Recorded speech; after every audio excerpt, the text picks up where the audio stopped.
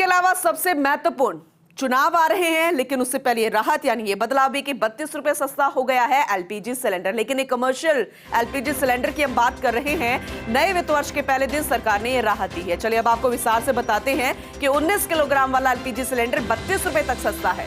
दिल्ली में 30 रुपए 50 पैसे अब इसकी नई कीमत, मुंबई में 31 रुपए 50 रुपए, चेन्नई में 30 रुपए 50 पैसे, कोलकाता में 32 रुपए कम सिलेंडर के दाम हो गए हैं। घरेलू एलपीजी सिलेंडर की कीमत में फिलहाल कोई बदलाव नहीं हुआ है, क्योंकि कुछ वक्त पहले इसमें बदलाव किया गया था। लेकिन ये जानकारी आप तक पहुंचा रहे हैं कि आज जो राहत दी गई है वो सिर्फ कमर्शियल एलपीजी सिलेंडर को दी गई है, जिसमें 32 रुपए सस्ता हो चुका है। तो कितने खास बदलाव हुए हैं आज आपको ये जानकारी दे रहे हैं कि यानी कि आज से आपको इन बदलाव के साथ चलना होगा। चलिए ज्यादा जानकारी लेंगे अपने एसोसिएट एडिटर निर्मल तिवारी जी से।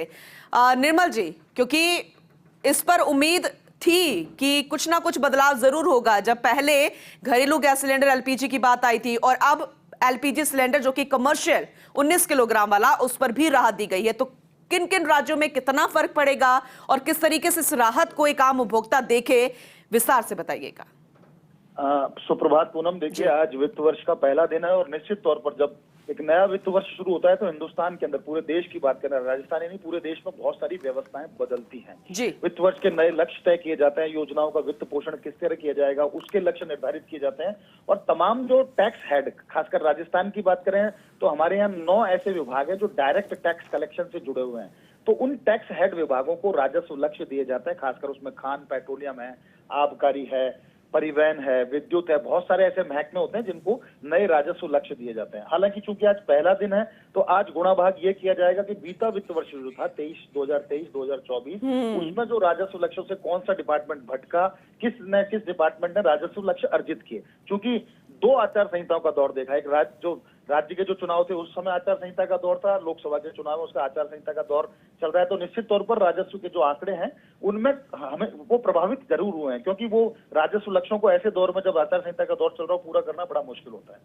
गैस की हम बात करें तो देखिए, कमर्शियल सिलेंडर पर 32 रुपए की कमी की गई है। इससे पहले जो पिछला महीना था उसमें 26 रुपए की वृद्धि हुई थी, लेकिन इस बार 32 रुपए 31 रुपए 50 पैसे की कमी की गई है। अब ये जो घरेलू कमर्शियल गैस सिलेंडर है वो 1818 रुपए की जगह 1786 रुपए का ये सिलेंडर हो गया है कमर्शियल सिलेंडर। यानी इसका फायदा सीधे तौर पर होटल, रेस्टोरेंट संचालक, जो छोटे जो स्ट्रीट वेंडर्स होते हैं, जो कमर्शियल गैस सिलेंडर के जरिए स्ट्रीट वेंडिंग करते हैं, उनको भी इसका फायदा मिलेगा। और उनको इसका फायदा मिलेगा तो निश्चित तौर पर कहा जा सकता है कि वित्त वर्ष की उनके लिए एक अच्छी शुरुआत हुई है।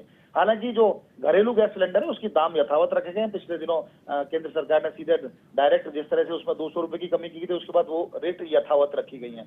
तो घरेलू गैस सिलेंडर की दाम यथावत है, जबकि कमर्शियल गैस सिलेंडर के दामों में 31 रुपए 50 पैसे की कमी की गई है। इसका सीधा लाभ सीधे तौर पर स्ट्रीट वेंडर्स, होटल के जो संचालक है उनको, रेस्टोरेंट संचालक है उनको, जो क्लब संचालक है उनको सीधे तौर पर इसके मिलेगा। तो कहा जा सकता है कि गैस के क्षेत्र में तो कम से कम जो ट्रेंड दिखाई दे रहा था, क्योंकि अंतर्राष्ट्रीय बाजार में लगातार पूनम कच्चे तेल के जो दाम थे उनमें एक कमी का दौर था और एक दौर चल रहा था जिसमें बहुत ज्यादा वृद्धि नहीं हुई। तो ऐसा लाभ इसका सीधा तौर पर ये मिला है।